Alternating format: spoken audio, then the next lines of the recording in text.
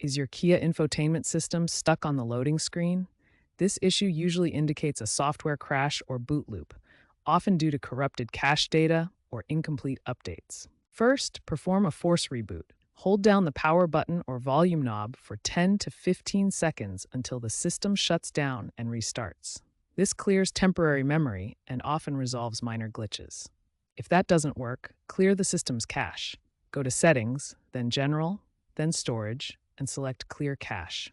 This removes temporary files that may be causing the problem. These two steps alone resolve most loading screen issues. If the problem persists after a reboot and cache clear, update your infotainment system software. Kia releases updates to fix bugs and improve performance. Check Kia's website for the latest firmware for your model. You can update via USB by downloading the update to a USB drive and plugging it into your car. Alternatively, some models support over-the-air OTA updates. Make sure your car is parked and follow the on-screen instructions. Software updates can take between 20 to 60 minutes.